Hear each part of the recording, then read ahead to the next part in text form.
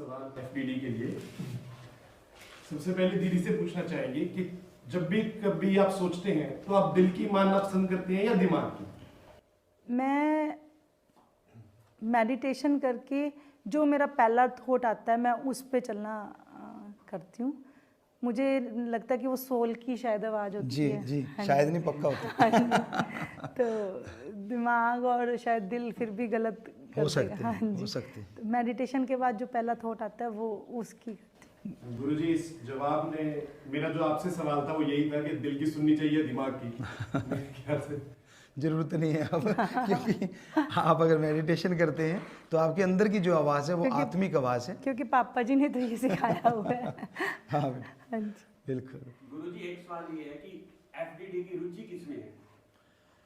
हमारी दोनों की रुचि Welfare वेलफेयर में ही है, और जितना भी भला कर सकें, दीन दुखियों की मदद कर सकें, हम भी दिन रात लगे रहते हैं। और बिटिया भी उन्हीं चीज़ों को फॉलो करती है कि पापा ये कर रहे हैं तो मैंने भी पापा वाली चीज़ करनी है, करवानी है, साथ देना है। हमारा ओनली और ओनली मानवता भलाई का ही कार्य है और सबका भला करना, यही सोच रहे थे। और उसको कैसे करें और ज़्यादा कैसे करें, हमारी डिस्कशन भी होती है आपस में और चर्चा भी होती है बाप बेटी की। हाँ जी। एक क्वेश्चन दीदी आपके लिए आ रहे हैं। कई लोग पूछ रहे हैं कि आपके जो आपने इतना सुंदर से एक फोन लिया हुआ है हाथ में, उसका वॉलपेपर हमें जरूर दिखाएं, आप कौन सा लगाते हैं? गेस करो कौन सा होगा।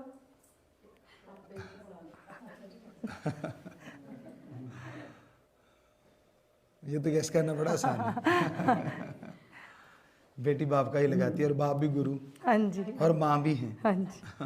दीदी आपसे एक सवाल है कि जैसे पिति ने आपको सब कुछ, आप जी को पिति ने ही सिखाया, बट ऐसा कोई एक काम या विश जो आपके दिल में हो, ये रह गई, ये सीखनी है? ये सीखनी है। मैं तो हर दिन पापा जी से एक चीज़ सीखती हूँ। ऐसा कुछ है ही नहीं कि जो अभी मैंने मतलब बहुत इतनी सी चीज़ मैं अभी शायद पापा जी शायद मुझे लगता है बाल जितनी भी नहीं सीखी होंगी आप जी से। पापा जी पास तो इतना सारा टैलेंट है, तो वो मुझे अभी सीखना है। तो हाँ। धीरे धीरे जैसे जैसे पापा जी गाइड करेंगे मैं सीखूंगी पापा। हाँ, सीखता जा रहा है।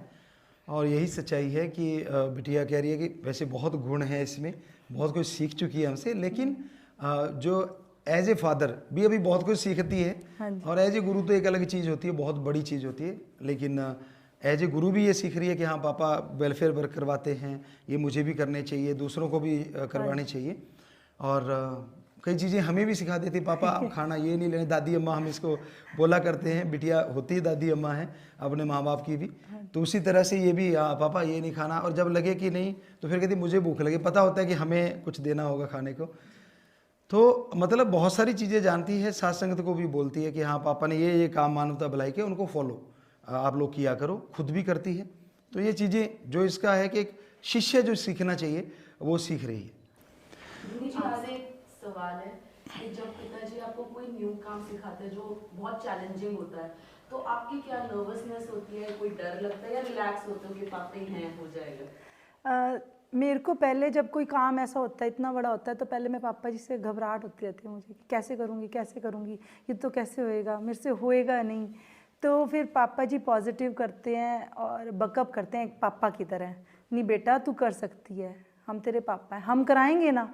तो फिर उस मोटिवेट करते हैं पापा जी। फिर उसके बाद मेरे में आ जाता है कि नहीं मैं अब कर सकती। फिर उसके बाद फिर नहीं, फिर कोई ऐसा नहीं होता कि मैं थक गई या पापा जी जैसे आपने एक्सरसाइज का बताया, फिर नहीं, फिर पापा जी ने कहा है तो इस पे करना है और हो भी जाता है पापा जी। बिल्कुल होता है। हाँ जी।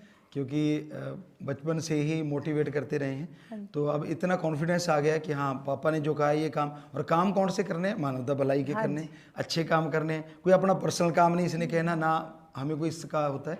तो इस सिर्फ ये होता है कि कैसे और अच्छे कर्म करें, या मैं जो भी काम करूं अच्छा ही करूं। कि बेटियां जिस भी घर में हैं वो बच्चे जानते हैं, परिवार जानते हैं, वहाँ तमीज़ बहुत आ जाती है।